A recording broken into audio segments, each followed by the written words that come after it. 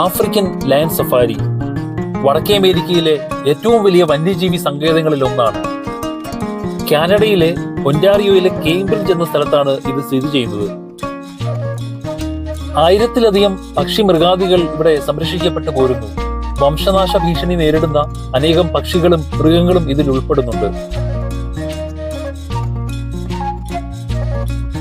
ഇന്നത്തെ ഈ യാത്ര ഞങ്ങൾ തനിച്ചല്ല. കാനഡയിൽ ഞങ്ങൾ പരിചയപ്പെട്ട ഞങ്ങളുടെ സഹോദരന്മാരും സഹോദരികളും അവരുടെ കുഞ്ഞു മക്കൾക്കുമൊപ്പമാണ് ഈ യാത്ര. അവരെ നിങ്ങൾക്കായി പരിചയപ്പെടുത്തുന്നു.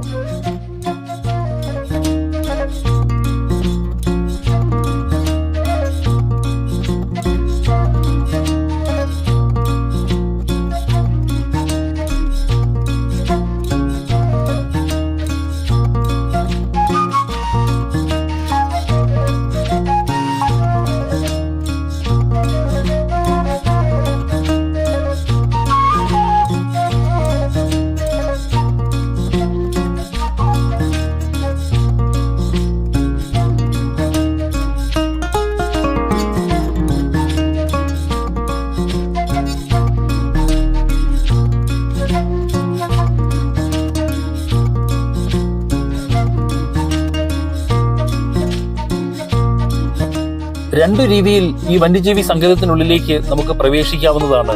നമ്മുടെ സ്വന്തം വാഹനങ്ങളിൽ ഡ്രൈവ് ചെയ്തോ അല്ലെങ്കിൽ ഇവിടെയുള്ള സഫാരി ബസ്സുകളിലോ.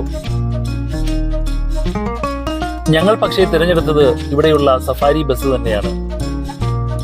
അതിന്റെ പ്രധാന ഒരു കാരണം ഞാൻ മുന്നോട്ട് പോകുമ്പോൾ പറയാം.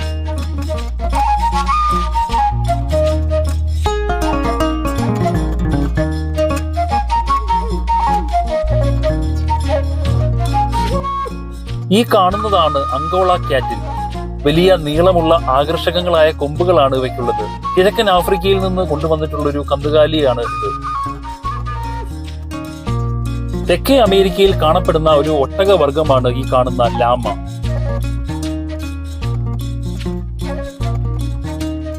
ഇതാണ് ചീറ്റ കൺസർവേഷൻ ഏരിയ.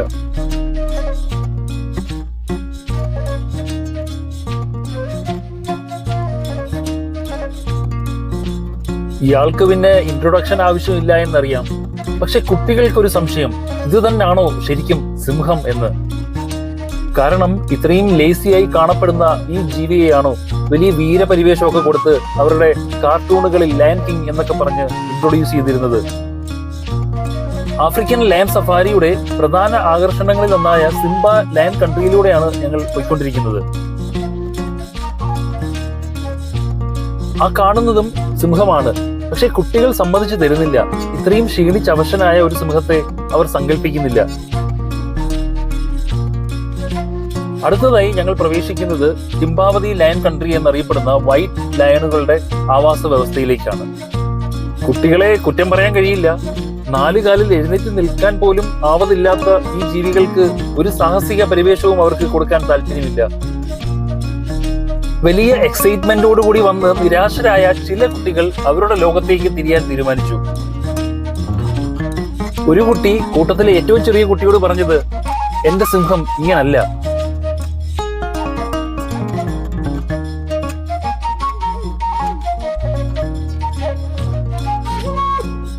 ഈ കാണുന്നതാണ് ഒലിവ് ബബൂൺ എന്നറിയപ്പെടുന്ന കുരങ്ങന്മാർ. ആഫ്രിക്കയിലെ സവന്ന പുൽമേടുകളിലാണ് ഇത് കാണപ്പെടുന്നത്. ഭയങ്കര കുസൃതിയും കുറുമ്പുമാണ്. കുരങ്ങന്മാരുടെ കാര്യമാണ് ഞാൻ ഉദ്ദേശിച്ചത്. ഡ്രൈവ് ചെയ്തു വരുന്ന കാറുകളുടെ മുകളിൽ ഇത് ചാടിക്കേറുന്നൊരു പതിവുണ്ട്. ശരിക്കും ഈ കുരങ്ങന്മാരെ പേടിച്ചാണ് ഞങ്ങൾ ബസ്സിൽ വരാൻ തീരുമാനിച്ചത് തന്നെ.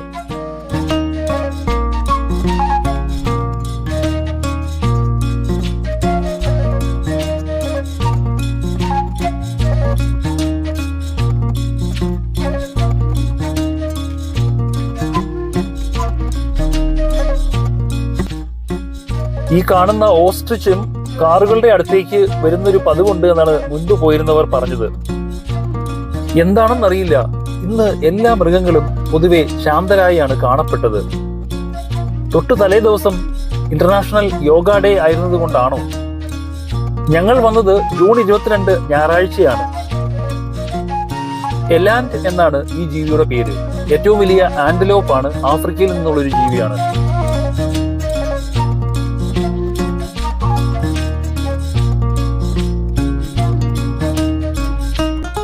വൈറ്റ് റൈനോസറസ് എന്ന വിഭാഗത്തിൽപ്പെട്ട കാണ്ടാമൃഗങ്ങളാണിത്.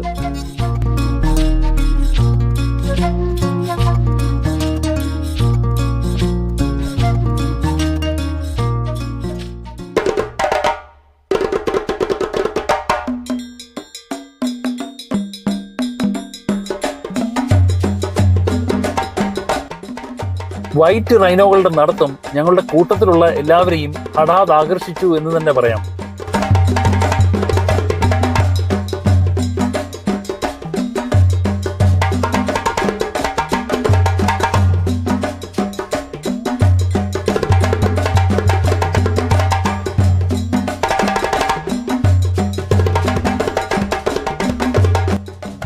സഹാറ മരുഭൂമിയിൽ കാണപ്പെടുന്ന ഒരു മാൻവർഗമാണ് അഡാക്സ്. വടക്കേ ആഫ്രിക്കയിലെ പർവ്വത പ്രദേശങ്ങളിൽ കാണപ്പെടുന്ന ഒരു ചെമ്മരിയാടുകളാണ് ഔഡാഡ് അഥവാ ബാർബറി ഷീപ്പുകൾ.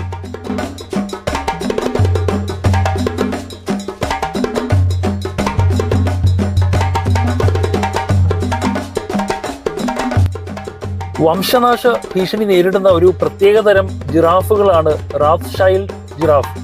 കെനിയയിലും ഉഗാണ്ടയിലും കാണപ്പെടുന്ന ഈ അപൂർവ ഇനം ജിറാഫുകളെ ആദ്യമായി ഐഡന്റിഫൈ ചെയ്തത് ലയണൽ വാൾട്ടർ റാത്ത്ഷൈൽഡ് എന്ന പേരുള്ള ബ്രിട്ടീഷ് സുവോളജിസ്റ്റ് ആണ്. അദ്ദേഹത്തോടുള്ള ആദര സൂചകമായാണ് ഈ ജിറാഫുകളെ റാത്ത്ഷൈൽഡ് ജിറാഫ് എന്ന് വിളിക്കുന്നത്.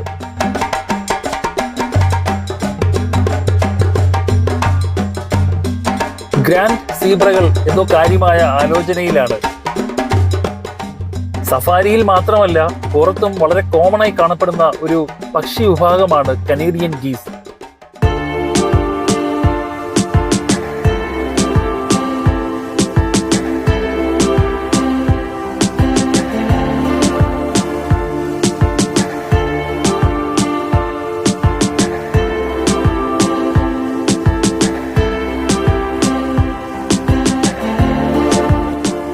ഫോളോ ഡിയർ എന്നാണ് ഈ മാൻവർഗത്തിന്റെ പേര്. യൂറോപ്പിലാണ് ഇത് കാണപ്പെടുന്നത്.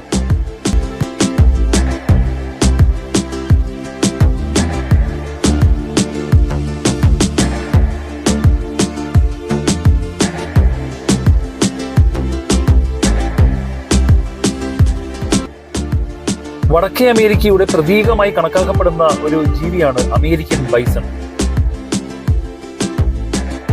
മനുഷ്യരുമായി ഒട്ടും ചങ്ങാത്തത്തിലാവാത്ത ഈ ജീവി വളരെ അപകടകാരിയാണ്.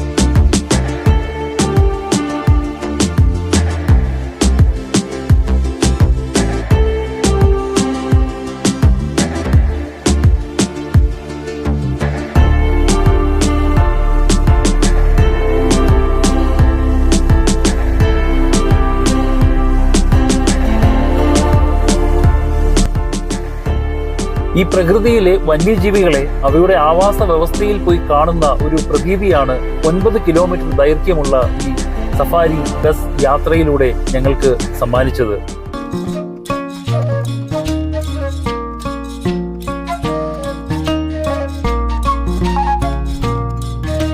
ബസ് ഓടിച്ചിരുന്ന ഈ പെൺകുട്ടി തന്നെയായിരുന്നു ഈ യാത്രയിലെ ഞങ്ങളുടെ ഗൈഡും. നമ്മൾ മനുഷ്യർ എന്ത് പ്രിവിലേജ് ഉള്ളൊരു ജീവിയാണ്.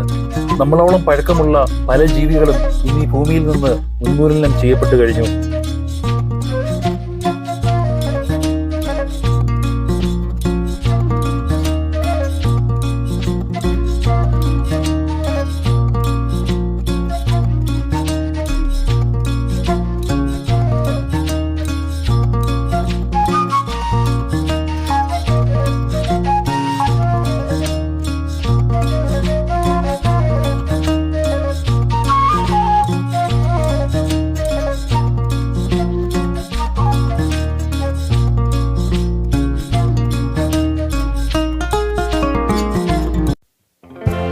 ബസ്സിൽ നിന്നിറങ്ങി ഭക്ഷണവും കഴിച്ച് കെനിയ ഗേറ്റ് വഴി മറ്റ് ആക്ടിവിറ്റികളിലേക്ക് ഞങ്ങൾ പ്രവേശിക്കുകയാണ്. വളരെ സൗമ്യനും ശാന്ത സ്വഭാവക്കാരനുമായ ജിൻഡോ ബ്രദറിന്റെ പുഞ്ചിരി കാണാൻ തന്നെ ഒരു ഭംഗിയാണ്. ഞങ്ങളുടെ ടീമിലെ സകലകല വല്ലഭനായ സിൽവിയൻ ബ്രോ എല്ലാവരെയും നയിച്ചുകൊണ്ട് മുന്നോട്ട് പോയിക്കൊണ്ടിരിക്കുകയാണ്. ഞങ്ങൾ ഇവിടേക്ക് വരാനുള്ള പ്രധാന കാരണം തന്നെ കുട്ടികളാണ്.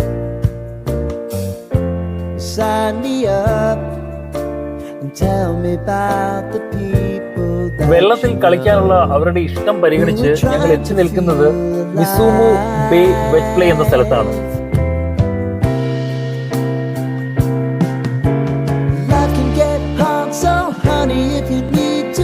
കിപ്പിംഗ് ബക്കറ്റ് ആണ് ഇവിടുത്തെ പ്രധാന ആകർഷണം.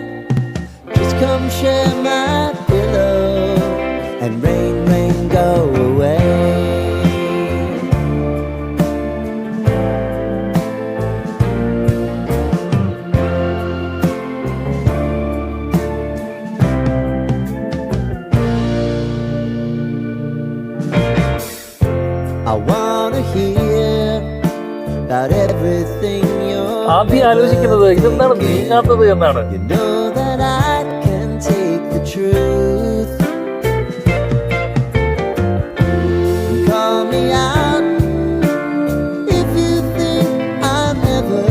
തൊട്ടു പിന്നാലെ കെസിയ വളരെ സ്മൂത്തായി വരുന്നുണ്ട്.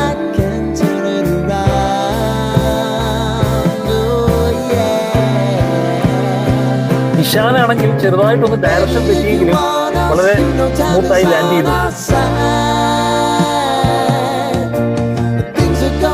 അടുത്തത് ലിയാന്റെ വരവാണ്. ലിയാനും ആലോചിക്കുന്നത് ഇത് നീങ്ങുന്നില്ലല്ലോ എന്നാണ്.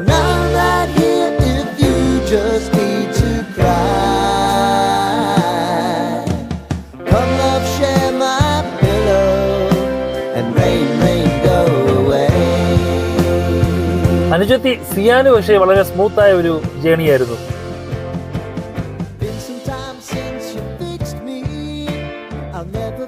കുട്ടികൾക്കൊപ്പം വെള്ളത്തിൽ കളിച്ചുകൊണ്ടിരിക്കുന്ന ഈ സിൽവിയാൻ ബ്രോ ഒരു ചെറിയ മീനല്ല. മലയാളത്തിലെ പ്രമുഖ ചാനലുകളിൽ പ്രോഗ്രാം അവതരിപ്പിച്ചിട്ടുള്ള ഒരു ഗിത്താർ പ്ലെയർ ആണ്.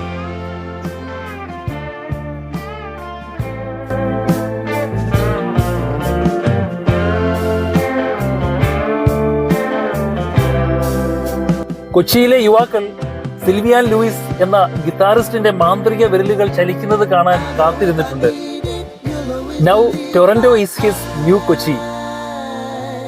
ഇപ്പോൾ ടൊറന്റോയിലെ പല വേദികളിലും അദ്ദേഹത്തിന്റെ ബാൻഡ് സംഗീതം അവതരിപ്പിക്കുന്നുണ്ട്.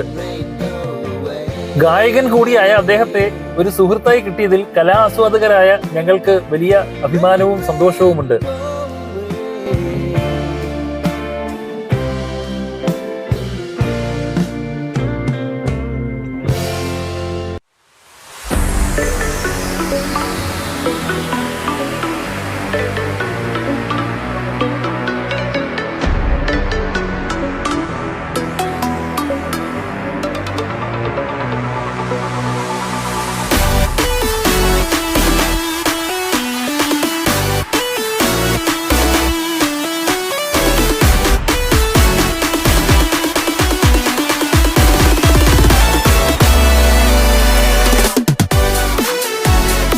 വെള്ളത്തിൽ കുട്ടികൾക്കും മുതിർന്നവർക്കും ഒരേ പ്രായമാണ്.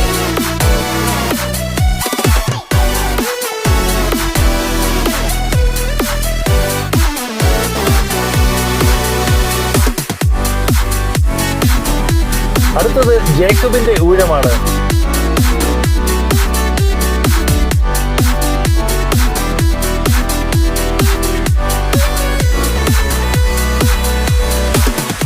തൊട്ടു പിന്നാലെ അനുജൻ അലക്സും. നോക്കൂ അവന്റെ കൈയുടെ പ്ലേസ്മെന്റ്. അലക്സിന്റെ വാട്ടർ സ്പോർട്സിൽ ഒരു ഫ്യൂച്ചർ കാണുന്നുണ്ട്.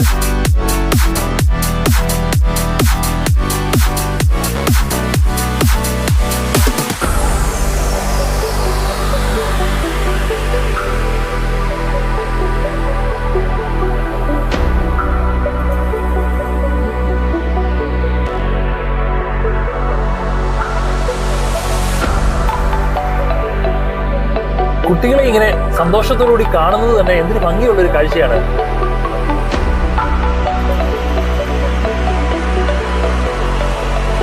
ഇഷാൻ അറിയേണ്ടത് ഇത് കൈകൊണ്ടോ കാലുകൊണ്ടോ തടഞ്ഞു നിർത്താൻ പറ്റുമോ എന്നുള്ളതാണ്.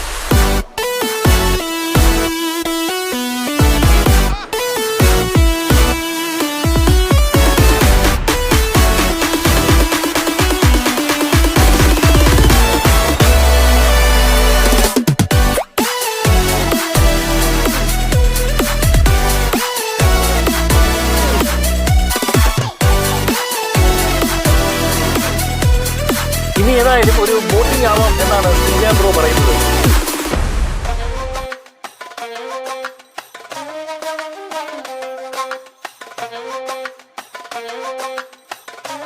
ആ പോകുന്ന ജോൺസൺ ചേട്ടൻ ഒരു നിസ്സാരക്കാരനല്ല.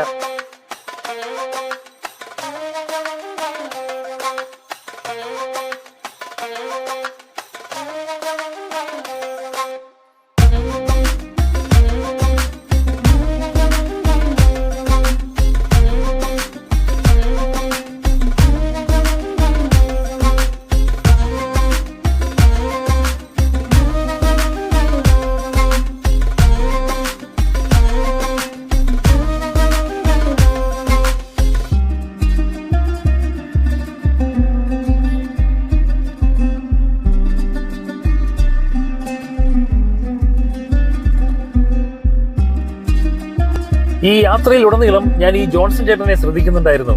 അദ്ദേഹം ഒരു ഫോട്ടോ എടുക്കാൻ കാണിക്കുന്ന സൂക്ഷ്മത എന്നെ വല്ലാതെ ആകർഷിച്ചു. സ്വന്തമായി സ്റ്റുഡിയോ ഒക്കെയുള്ള നാട്ടിലെ അറിയപ്പെടുന്ന ഒരു ഫോട്ടോഗ്രാഫർ കൂടിയാണ് അദ്ദേഹം.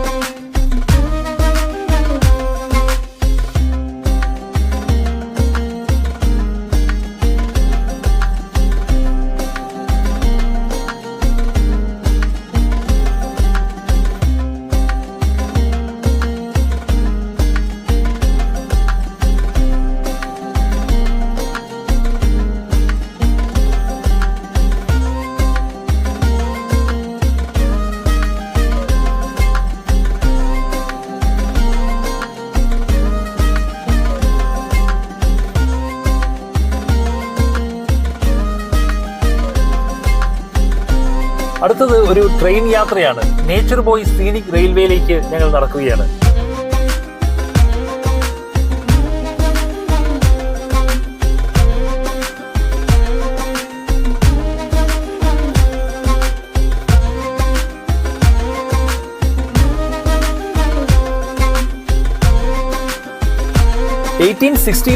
CP ഹണ്ടിങ്ടൺ സ്റ്റീം എഞ്ചിന്റെ ഒരു മോഡലിലാണ് ഈ ട്രെയിൻ ഡിസൈൻ ചെയ്തിട്ടുള്ളത്.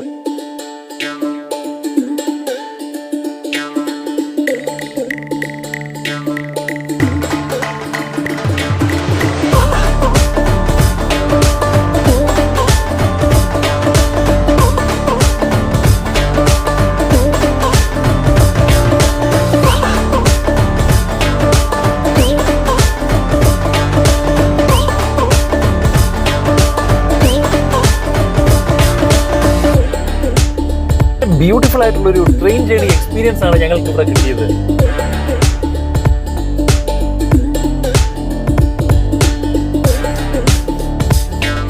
എന്റെ തൊട്ടടുത്തിരിക്കുന്ന ജേക്കബ് ഞാൻ ഈ ചെയ്യുന്ന പ്രോസസ് ആസ്വദിക്കുന്നു എന്നറിഞ്ഞത് എനിക്ക് വലിയ സന്തോഷം ഉണ്ടാക്കി. കാരണം ഞാൻ അവന്റെ കാഴ്ചയെ ഏതെങ്കിലും തരത്തിൽ തടസ്സപ്പെടുത്തുന്നുണ്ടോ എന്ന് എനിക്കൊരു ആശങ്കയുണ്ടായിരുന്നു.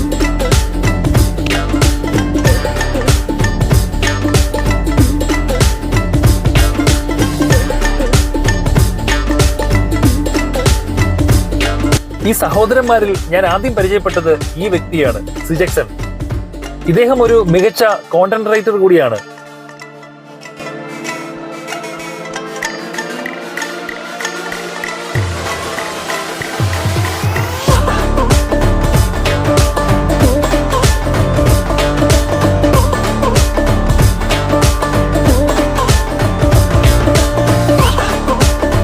അടുത്തതായി ഞങ്ങൾ എത്തിയത് തത്തകളുടെ പറുദീസയിലേക്കാണ്, parrot paradise. Truth throated macaw എന്നാണ് ഈ ഒരു പാരറ്റിന്റെ പേര്. വാട്ട് ആൻ ഇൻക്രെഡിബിൾ ഇന്റലിജൻസ് എന്നാണ് ഇവയെപ്പറ്റി ഇവിടെയുള്ളവർ പറയുന്നത്.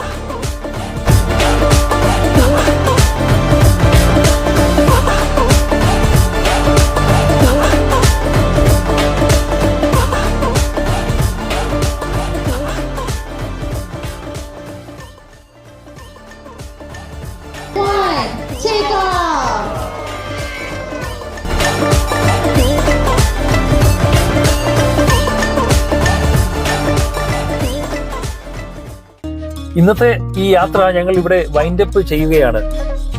ഞാൻ ഈ യാത്രയിൽ പേരെടുത്ത് പറയാൻ വിട്ടുപോയ രാഹുൽ ബ്രോ വളരെ നന്മയുള്ള സ്നേഹസമ്പന്നനായ ഒരു വ്യക്തിയാണ്. അദ്ദേഹത്തിന്റെ പ്രിയപ്പെട്ടവൾ ആതിര ഒപ്റ്റിമിസത്തിന് ഒരു അവാർഡ് ഉണ്ടെങ്കിൽ തീർച്ചയായും കൊടുക്കേണ്ട ജീവിതത്തെ പ്രതീക്ഷയോടുകൂടി നോക്കിക്കാണുന്ന ഒരു പെൺകുട്ടിയാണ്.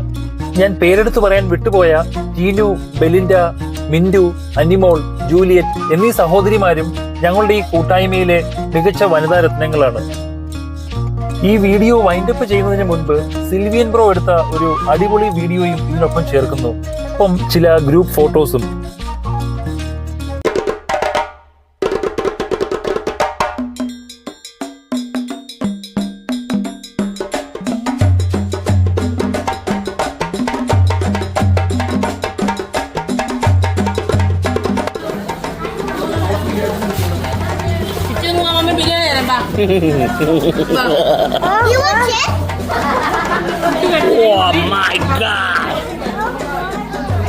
മിക്സറാണല്ലോ ചമ്മന്തിയൊക്കെ ഉണ്ടല്ലോ. ഓ ഈനെന്തൊക്കെയാണ് ഒറ്റടിക്കാണ് നമ്മുടെ കള്ളി പൊളി പൊളി കണ്ടോ. പുള്ളി ഇത് മാത്രമേ കഴിക്കുള്ളൂ. എന്താണ് ഇത്? എന്താണ്? ബിരിയാണി ഉണ്ട്. ബിരിയാണി ഉണ്ട്. തീർന്നില്ല. അതാണല്ലോ അതിന്റെ രീതി. ബാക്കി ബാലൻസ് കണ്ടോ. വീടിന്റെ കൊഴുവപ്പായി ഇതൊക്കെ എവിടെ ഓണത്തിനൊക്കെയാണെങ്കിൽ കണ്ണും കാണാൻ പാടില്ല. അതിലുള്ള സമയത്ത് ഒരു കൂട്ടുകാരനില്ല. എത്ര നേരം കഴുത്തെ പിടിച്ച് കെട്ടിപ്പിടിച്ച് നടക്കുന്ന ആൾക്കാരാണ്.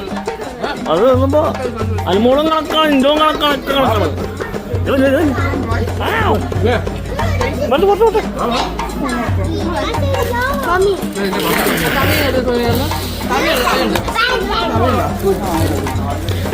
കുറച്ച് ബിരിയാണി കൊടുക്കുക പ്ലീസ് ചെയ്യാൻ.